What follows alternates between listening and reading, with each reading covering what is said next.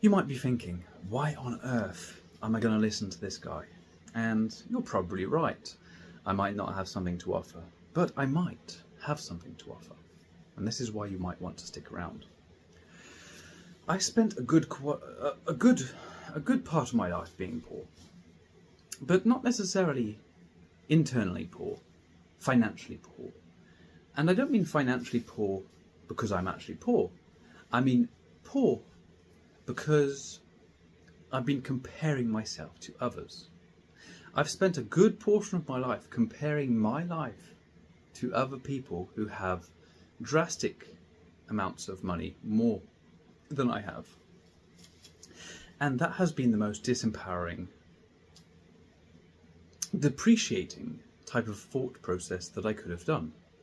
Now, what would I want to do instead of that if I was starting out again?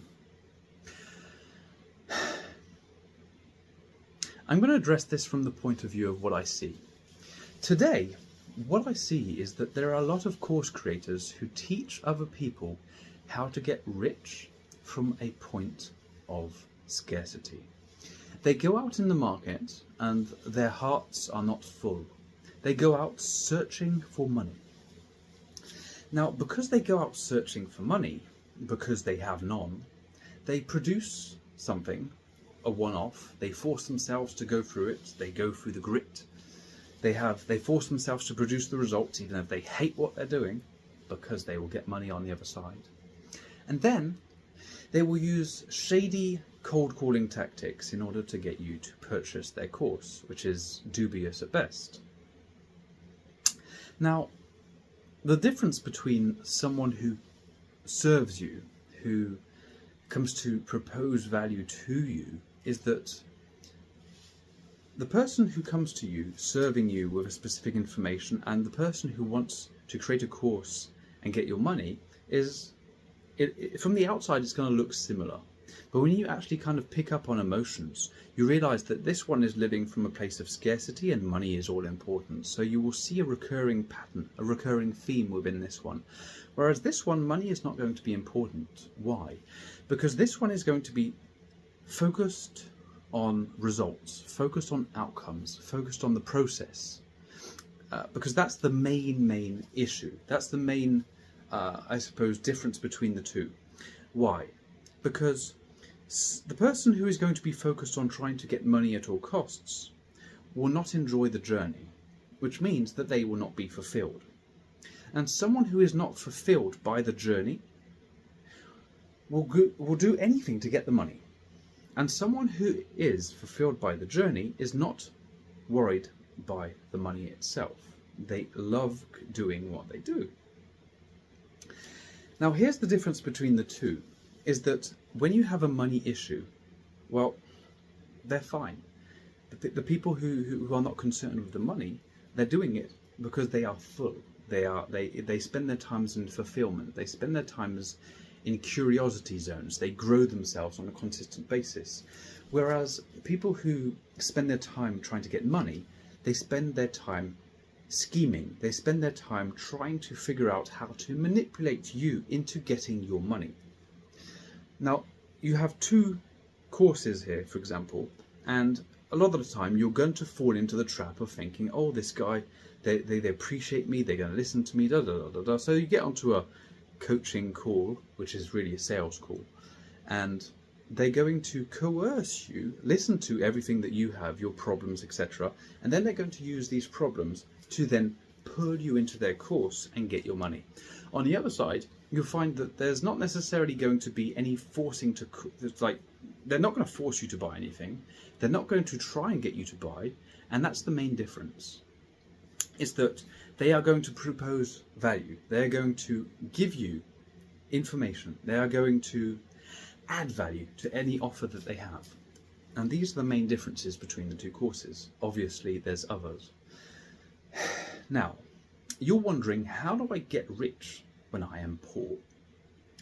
I want to first address that there are no quick scheme, overnight ways to get rich. There is only accumulation of value over time, and when that value like a seed that you plant, has had enough difficulty. So the difficulty is when the roots take place. The difficulty is when we kind of have to grow downwards, when we have to like go through those torturous dark days and we're just pushing to go down. That's when our roots are going down.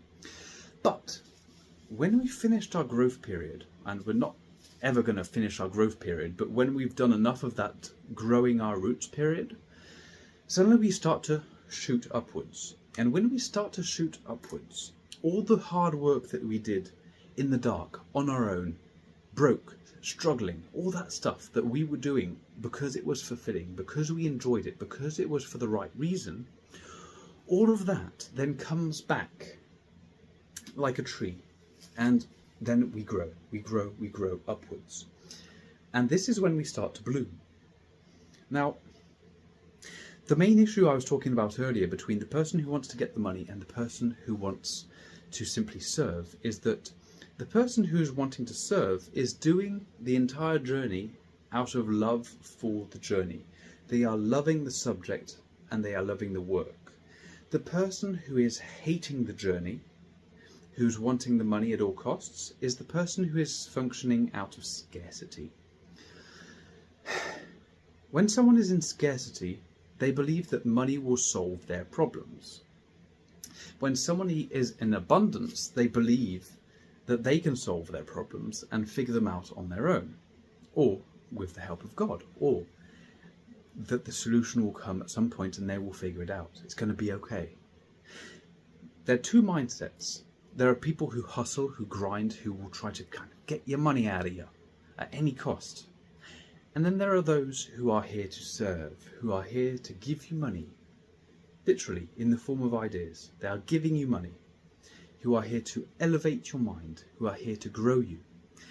And then the other side, who's just here to kind of take and buy and value themselves by buying a sports car or whatever it is. And there's the massive difference between the two. Now, how are you going to get rich? Well, first of all, I want to address your mindset. If you can, look at your mindset and see where your mind is, where your thoughts are on the general basis. How are you feeling? Are you okay with your own heart?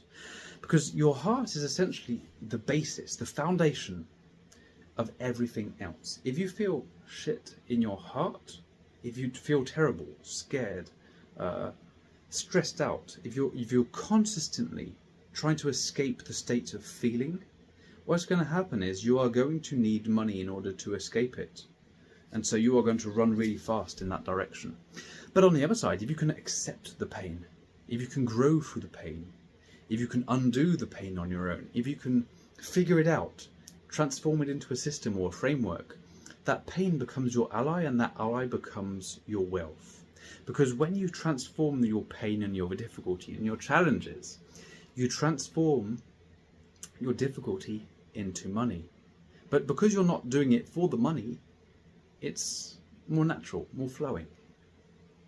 And so you have to first address your state of mind, your thoughts, what you're putting into your mind.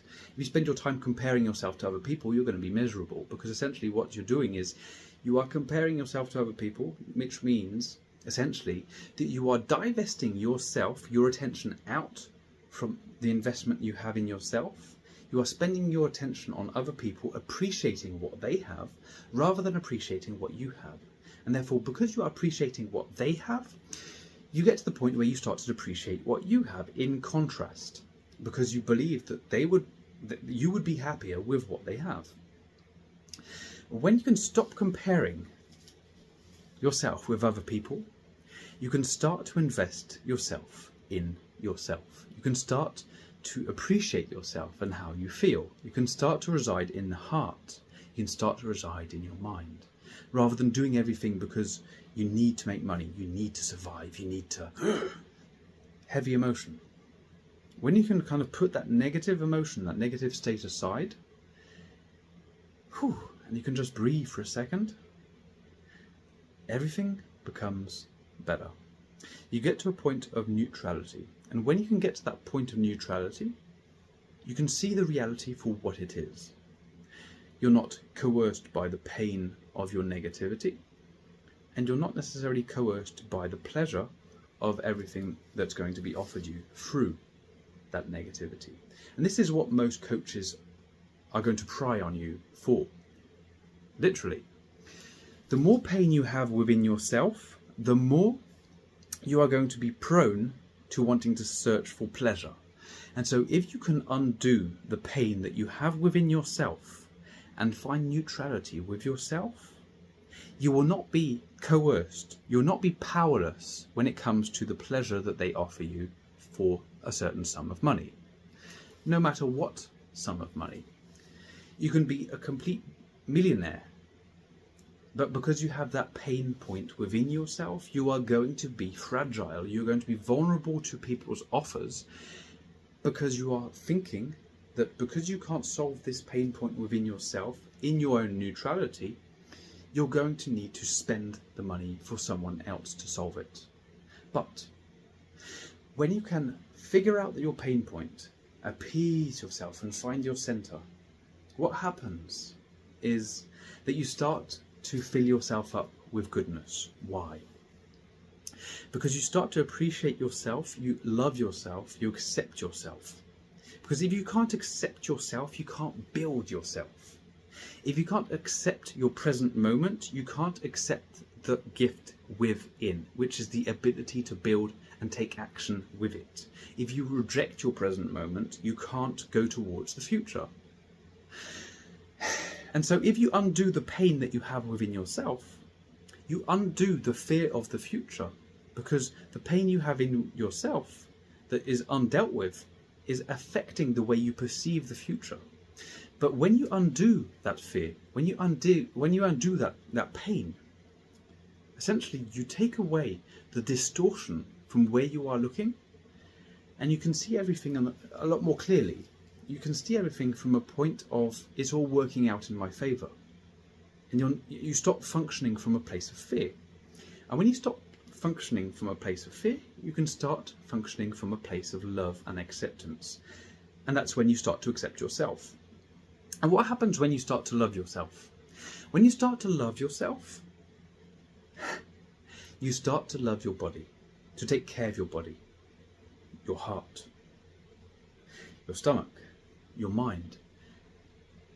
And love suddenly becomes about taking care of what you put in, what you ingest. And when you start to ingest quality for your mind, for the stomach, when you start to listen to things that are uplifting rather than putting you in a defensive state, when you start to invest in yourself over time, repeatedly, then you start to enrich yourself from within. And that is the first step to becoming rich when you are poor. The second step is that when you have the routine of loving yourself, you start to grow. And because you grow and you have this routine, it becomes a discipline. And this discipline of inputting quality content over time through loving yourself, not because you're trying to escape something, but when you appreciate yourself over time, you grow to the point where you feel good about what you are doing, you love what you're doing, and in addition to that, you start to create value. And when you start to create value, other people start to notice. And whenever people start to notice, suddenly the value that you are creating starts to get magnified also, because suddenly other people are paying attention. They are giving you energy. They are giving you attention. And because you are receiving people's attention, you start to grow, but in a positive way rather than a negative way. You're not doing things for money, or you're not doing things for attention. You're doing it because you love what you do. And so because when you do something that you love, what happens? You get rich automatically because you are solving people's problems from a point of self-love. And so when you love yourself and invest in yourself and take time to accept everything and appreciate what you have and be grateful, when you can nurture those appreciation feelings, when you can nurture that, the gratitude, when you can nurture whatever's going on within and feel good on a consistent basis, what happens is you start to grow your value immensely. And the more value you have, the more value you will have for the market.